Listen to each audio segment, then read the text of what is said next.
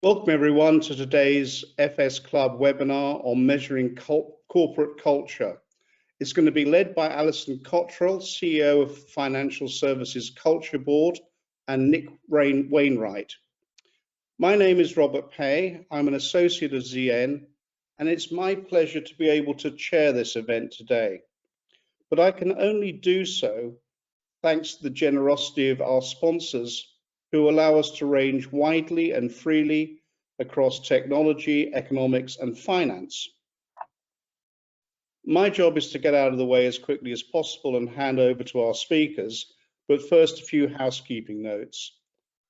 The slides are available as a download in the chat and on the website. And after Nick and Alison's presentation, we will be holding a Q&A session. So please make sure to use the chat facility to send your questions in to me. I'll then feed them into the conversation. Over the next 20 minutes, Alison and Nick will share some of their findings and insights in financial services culture and explain some of their methodology for measuring it. So, over to you, Alison. Thank you, Robert, and pleasure to be here.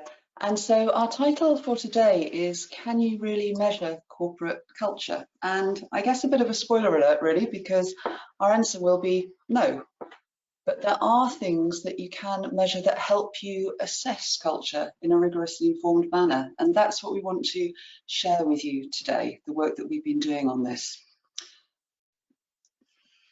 Just to introduce ourselves, as you heard, my name is Alison Cottrell. I'm the CEO at the FSCB, and Nick, my colleague, is our head of data science and assessment. The FSCB itself was established in 2015 by a set of banking sector chairs to help firms, initially banks, but now across financial services, manage their organisational cultures to the benefit of customers, clients, society as a whole. We're funded by member fees. We don't represent the industry, we have no lobbying or representative role, and we're here to provide support and challenge to firms. And what we say can sometimes be quite uncomfortable, so it's important that we're able to be completely objective in what we say, which is why we don't have any representative role. Now, one of the key things that we were set up to do was to provide evidence that would enable firms to know where they're doing well or where they're not doing well in terms of managing their workplace culture, in order to be able to progress, to do better, to learn from each other, which meant that we needed some way of being able to compare performance and progress. But why this interest in culture in the first place? Why was it important enough for firms to want to be able to measure it? So I'll say something first here briefly about the what, before we then go on to spend more time on the how we've gone about this. And then, of course, a little bit on the so what. But first, and in time-honoured ZN fashion, we wanted to take your thoughts via a poll. Now, as part of the data gathering exercise that we run with firms that we'll tell you more about, we ask employees for 3 words that describe their firm. What word do you think crops up most frequently? We've got 5 here. All are genuine words. They come up in our surveys. They're all rooted. So customer, for example, includes customer focused, ethical will include ethically minded. And we're talking here about financial services firms, mainly banks, but across all parts of the sector. So retail, investment banking, all aspects. So which word do you think is the most frequently used word that people use to describe their firm?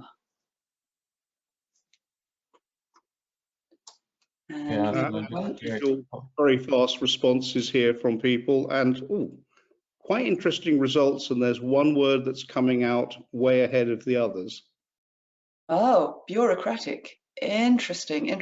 Well, I'm going to keep you in suspense as to whether that is the word that most people use. Maybe it's the word that most of our people on the poll at the moment would use to describe their firms. Don't know. Is it thinking about ourselves? Is it thinking about what other people have said? But we'll come back to it. But I do find the word cloud that particular question produces fascinating, both the differences within firms across different business areas and between firms, and also how it changes over time. And it really has changed over the 7 years that we've been doing this work, and we'll say a bit more about that in a second. But just back to this point of culture, which is what we were set up to do. I mean, you know, the clue's in the name. It's a word you hear a lot. It's a word you hear a lot more now than we used to before the crisis. We hear a lot more now than, you know, 5-10 years ago. It's often defined as the way that people behave when no one is looking, which is, I always think, partly true, because it's also sometimes about how we very much behave when everyone is looking. I tend to think of it as the way that we behave in a group. It's what defines what's admirable in the group of people we're in at any one time, what's tolerated, what's shameful. You can't really have a culture on your own. You can have values on your own, but for culture, it's about a group of people. And we behave differently in different groups. We have different cultures in different sets of people, whether it's work, sport, friends, family, all a product of the norms, the values, the habits of that group. And within a firm, for the board and the leadership team, that culture, the type of culture that is there, is crucial. You can have two firms, same sector, same part of the sector, same strategy, same values, same remuneration policy, same everything, but different cultures, and the way that strategy is implemented on the ground will be different. People can make any structure work, they can circumvent almost any structure. So for a CEO, for a chair, the culture, the values, the norms of that organisation are as fundamental to success and to achieving what they want to achieve as anything to do with finances or anything else. But what shapes that culture, those norms, those values, those habits? A range of things, but all really quite unique to the organisation. The leadership, the composition of the firm, the people in it, the environment it operates in, and of course the organisation's own history. And each firm's culture will be not only special to that firm, but it will be continually evolving. And by the way, it's probably got several cultures. If you imagine any organisation that's got more than one room, 6 people, probably has different cultures in it. That's normal. And different individuals will view the culture in different ways in terms of how it affects them. So senior executives may perceive it in a different way to juniors. People in different demographic groups may not share the same view of their team's cultural norms. So coming back to the measurement point, if each workplace culture reflects multiple evolving factors, then measuring it in a way that goes beyond description and narrative into quantitative comparable data is tricky. And if each culture is unique, then even the merits of trying to measure culture might appear questionable, which was a challenge for us when we were established, because we're not interested in measuring stuff for the sake of measuring it. What we're interested in are outcomes and results. Is that information useful? So we had a problem. What are we here to measure if we think we can't really put our arms around culture? So what we thought was, if we can't sensibly measure culture, let's step back and ask, are there things we can measure that help us assess culture? Now, when we were thinking about this, we found ourselves defining a good culture, not as a type, but with respect to the outcomes. So it's not that there is a good culture, a good template, but a good culture is one that produces good outcomes for customers, clients, society as a whole.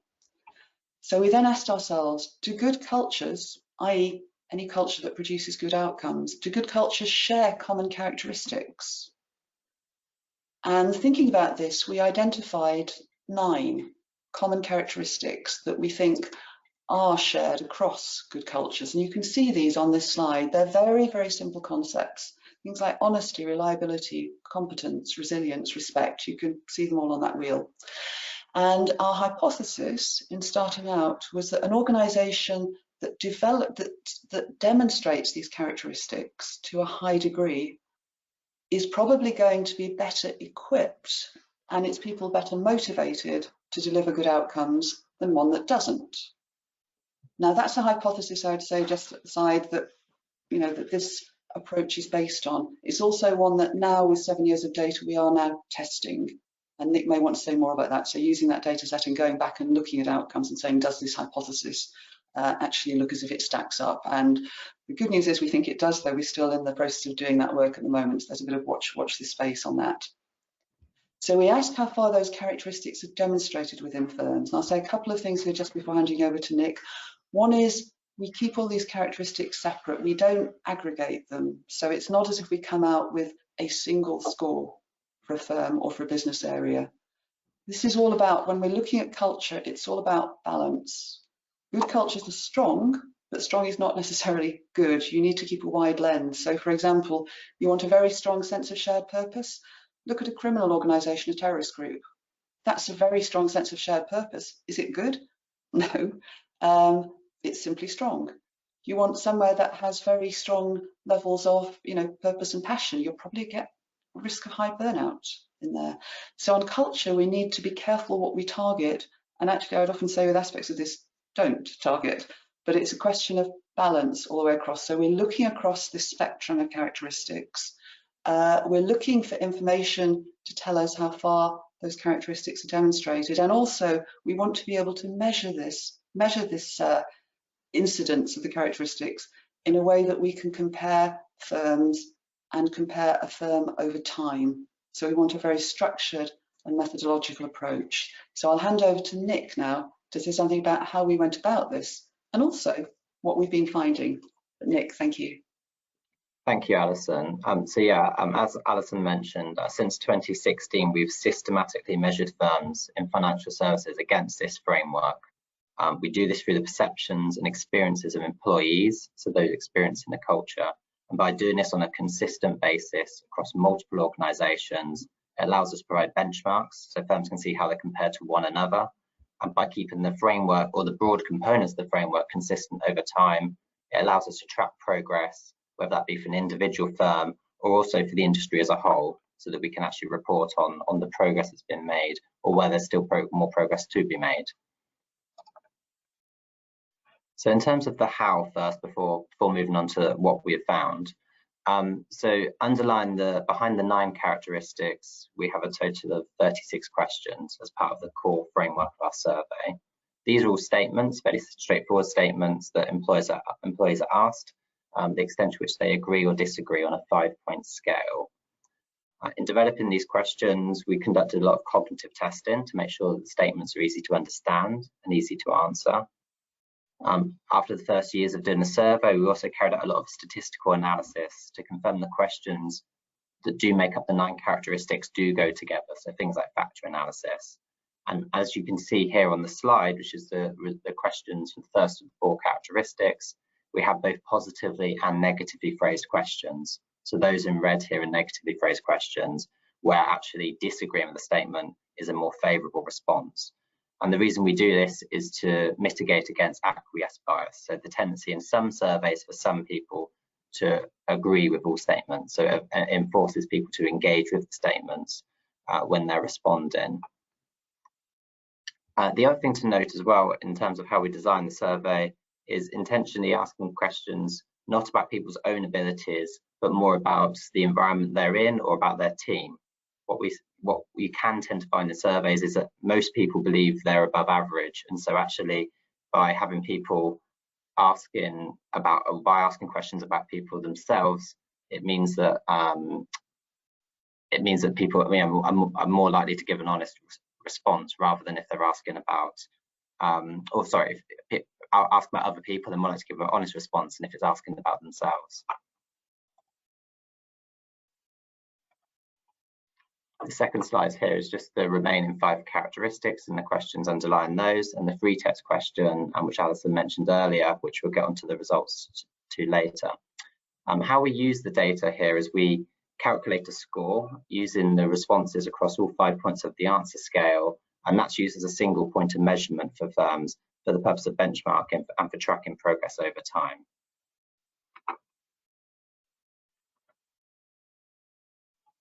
To supplement the core questions, we also run a series of additional questions on themes of interest.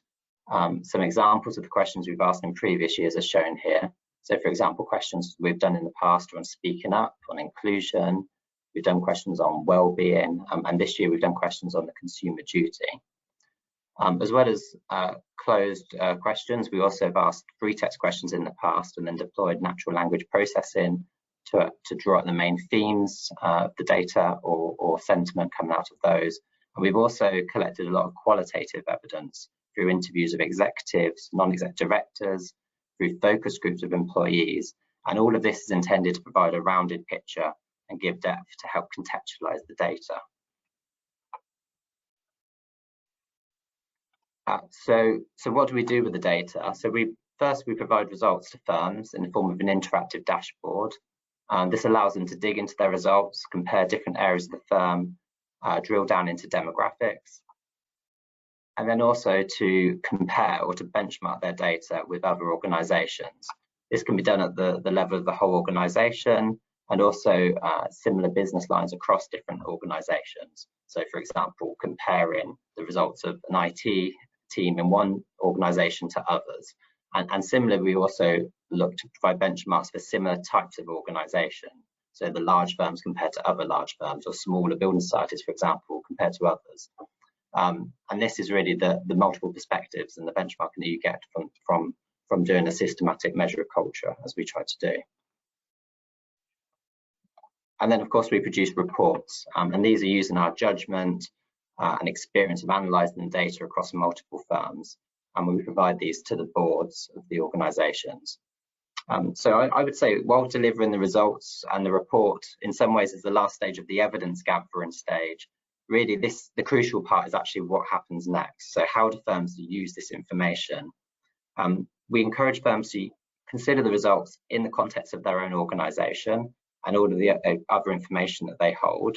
So it isn't a competition to be ranked first, but more to use this as one perspective of the firm's behaviour and competence, showing areas of relative strength and weakness. And then as an organisation, what we do is we work with our members to help try to bring about improvements for collective good, whether that be as our role as a convener, so for example through roundtables, events, working groups, or whether that be actually through our behavioural science function. So how can we design trials to test potential interventions that can actually bring about improvements, and then share those learnings so that it's not just about one firm improving, but it can be about the whole industry improving. So next I'll talk through some of the main themes that are coming out of the analysis at an aggregate level. But first of all, actually, we had another poll question. So if we could bring that up, perhaps. So one of the questions we have in the survey is what proportion it is, I believe senior leaders in my organisation mean what they say. And so the poll here is, what proportion of people do you think agree with this statement?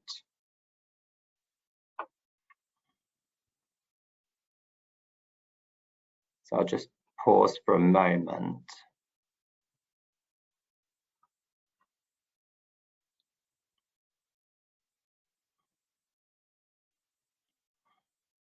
So I'll move on now to, I'll reshare my application and move on to the results, and then I'll talk through the results, which also then answer this question.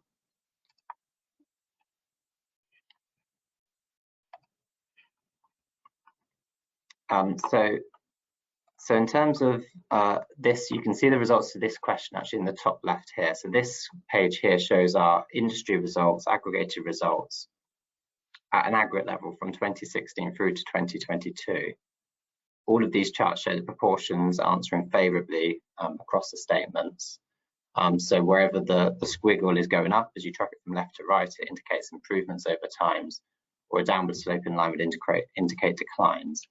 So this first question in the top right of the corner here, this is that question. I believe senior leaders mean what they say. So the answer was 73%. So the fourth answer option between 60 and 75.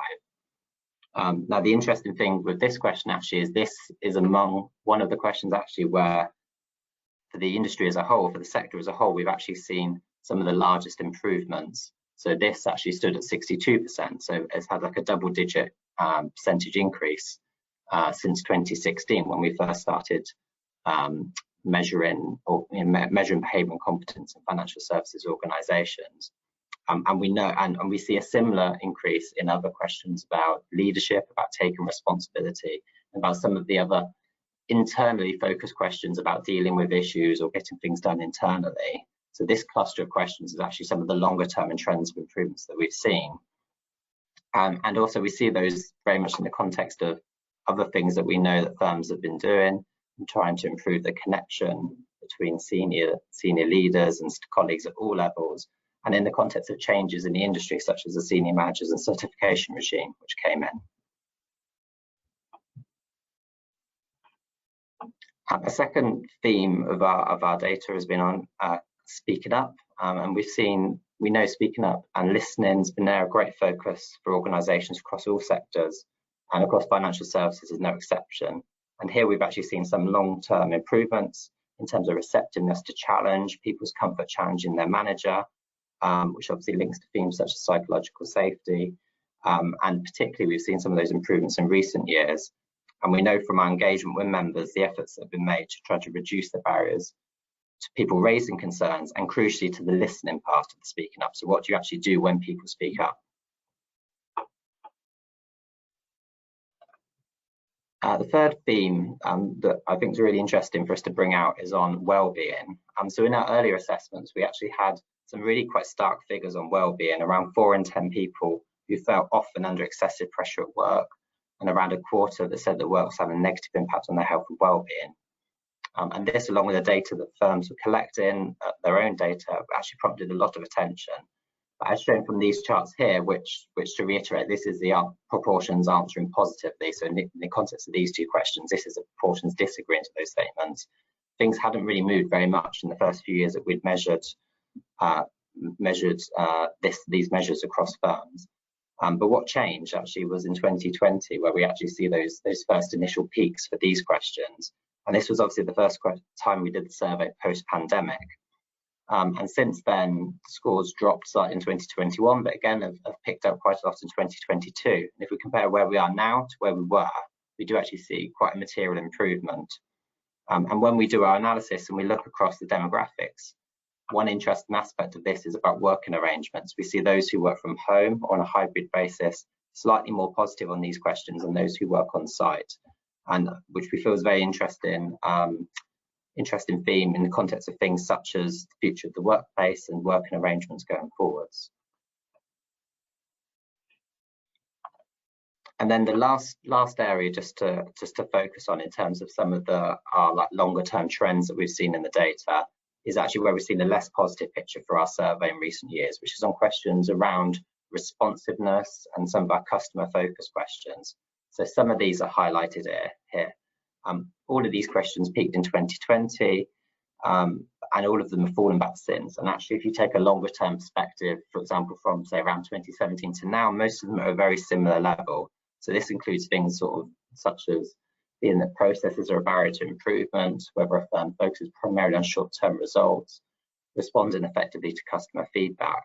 And so actually, if you summing this up at an aggregate level and putting it and comparing it to the earlier theme on the internally focused metrics, you can actually see that, you know, what we can see actually is firms actually seem to have done quite well in recent years supporting and helping internal staff, but actually has that potentially come at the cost of some of the externally focused aspects and actually supporting customers or innovating in the interest of customers.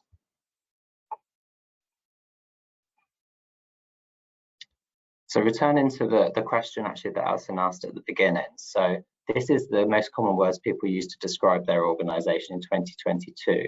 And actually the most common word was actually supportive, followed by inclusive. So bureaucratic, the top of the poll, was actually just 8th. What's interesting in this data actually is in how this has changed over time. So supportive and also inclusive have actually increased markedly over the last few years to be the first and second most common words now. Whereas if I'd have asked this question a year ago or further earlier since, the question top had always been customer, followed by ethical from 2020 and earlier.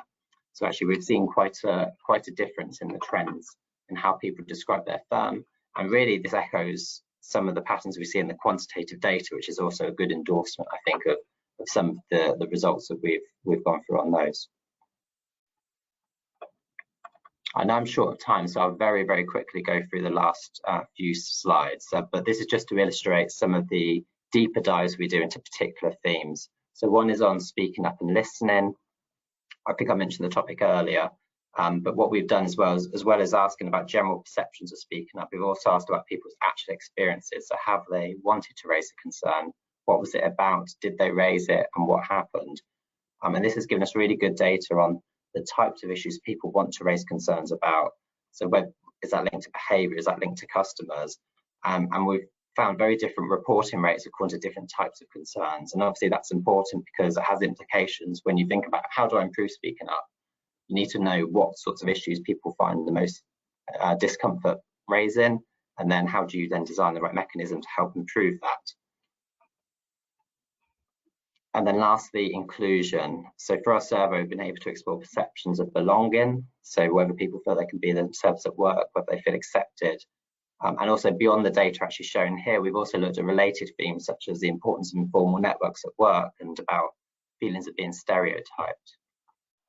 I think one of the advantages of running the survey at scale and also being able to do this across multiple organisations is actually in digging down into the demographics. So here actually on inclusion, you can see the breakdown for our results in these 2x2 quadrants here for the two questions on individual inclusion.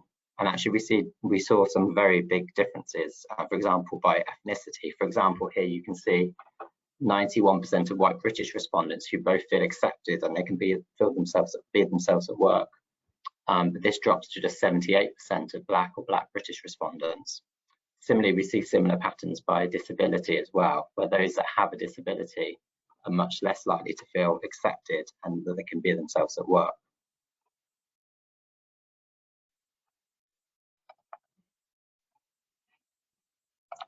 So that was just a very quick run through of some of the findings at an industry level that we've seen. I think it's worth emphasising that behind that, obviously, there's a picture for the individual firms, and this is the aggregate picture, but actually each individual firm will have a very different story. And I feel, just to sum up, I suppose, come back to that question, we feel that, or I certainly feel that there is a role to be played in assessing culture in a systematic way, in the way that we do it. I don't think it's a silver bullet, but by using data and benchmarking, you can learn a lot more about your own culture than if you didn't collect this, or if you didn't open yourselves up to it, this sort of scrutiny. And by using things like benchmarking, I think it allows firms to see relative areas of strength and weakness. And I think a collective effort always helps in terms of bringing about sector-wide improvements. And that's what we certainly try to do.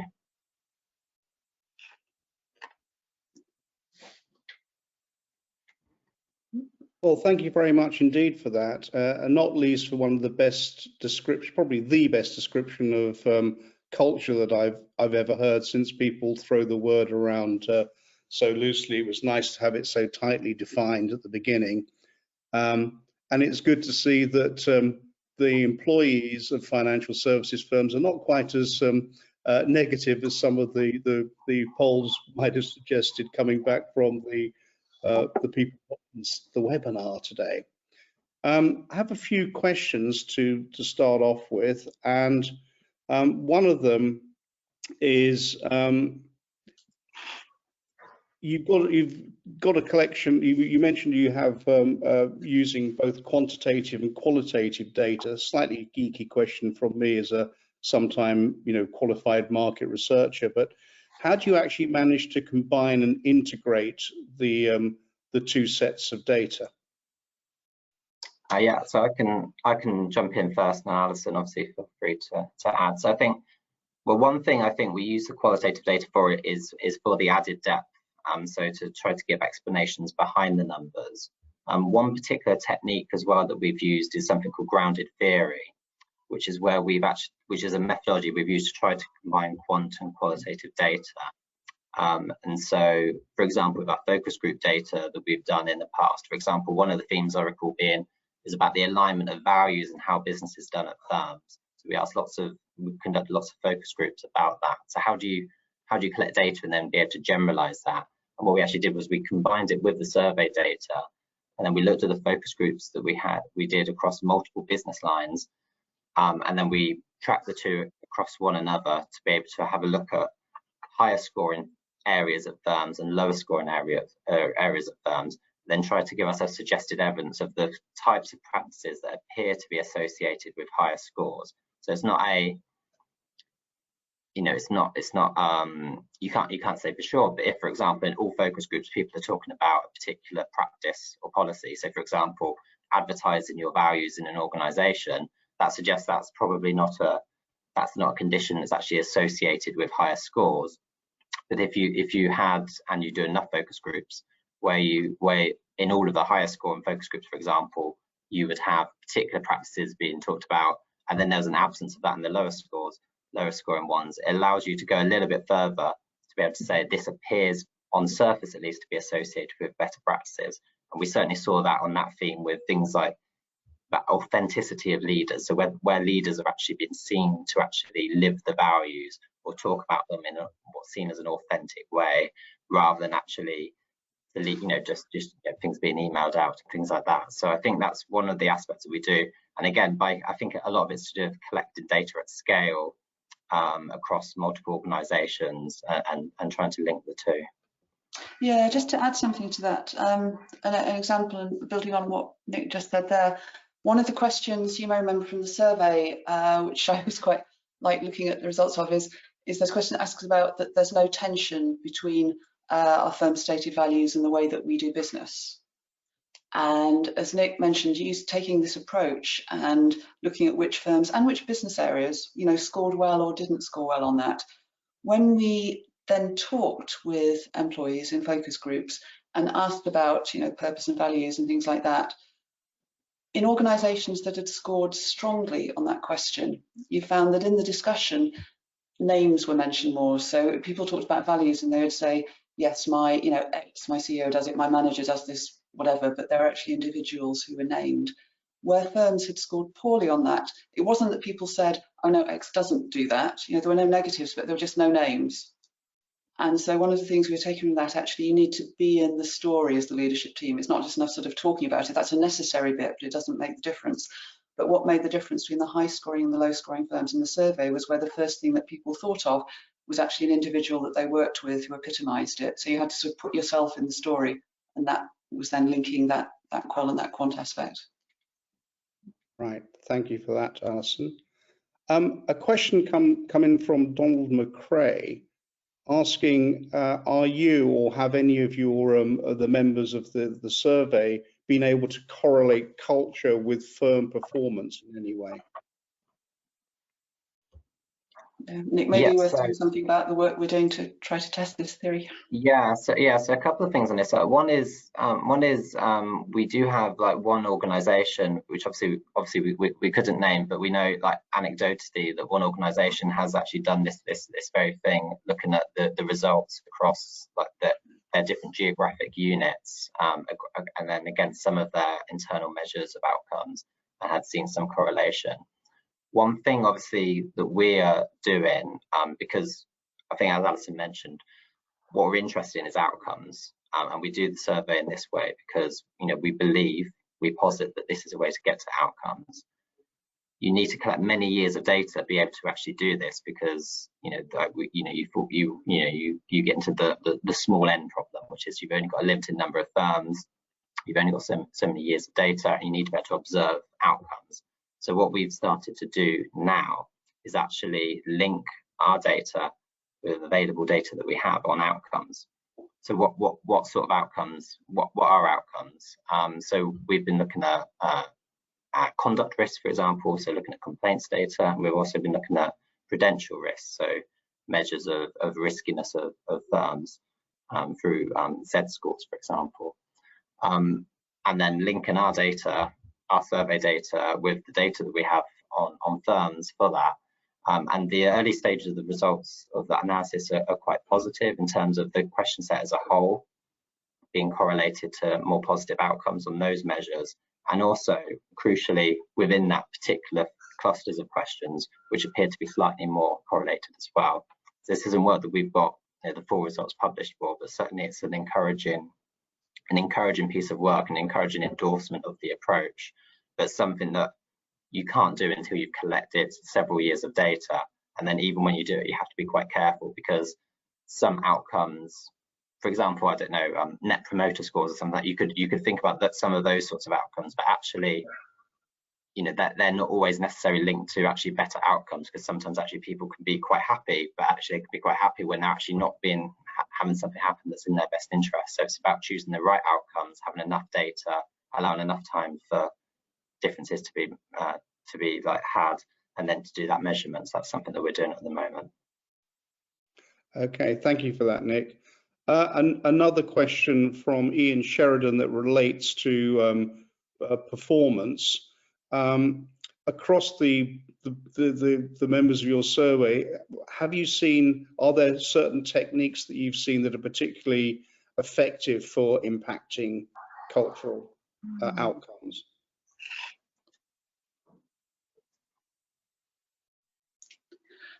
Yeah, I'll jump in and have a go while Nick thinks as well. It's different with every organisation.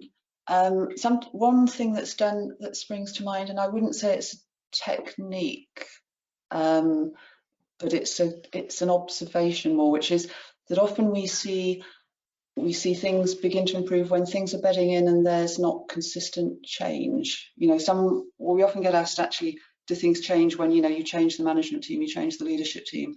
The answer is often you see things happen, but it's often the year or the two after that. You know, you have a lot of change. Most people don't inherently like change. You know, some do, but most are sort of neutral or hate it. And when you change leadership teams, you change approaches, it takes time to bed in, it takes time for people to believe that something is happening, that it's going to continue happening, and then they may respond in a similar way in that way in a survey, and you see things start to pick up. So often when you see things start to move, you know that change has happened, but you know it happened a little while back and now it's bedding in. In terms of technique and actually what people can do in that role, the listening aspect comes through time and time again as being crucial. As Nick mentioned, you've done a lot of work on the speaking up, but the academic work will certainly attest to the benefits of someone feeling that they are being listened to for things like retention, for motivation, for stress, for all of these things. We know this applies in lots of environments, whether it's being listened to when you go to see a doctor or whether it's your manager listening to you. And here, it's not just the listening, but it's the demonstrating that you're listening. So in the work that we did on speaking up, we started off, and this is going back, you know, 6 or 7 years, we started off focusing on the speaking out aspect, and then we moved on to the listening aspect. And often we would be talking to managers, leaders who really were trying to listen and to invite feedback and invite dialogue. And this, of course, took another step during COVID because communication channels changed there, and you saw big actually advances being made between the top of an organisation listening and talking with the rest of it, often circumventing the line managers, but that's a different story. It's a different challenge there for managers when that communication is much more direct. But what was often missed was actually telling people, yes, I have listened, and this is what we're doing, or this is what we're not doing. So it's a little bit like when you were doing your driving test many years back for me, but you know, it's not, you don't just look in the mirror, you have to actually show visibly and turn your head that you're looking in the mirror so that other people can tell you're looking in the mirror.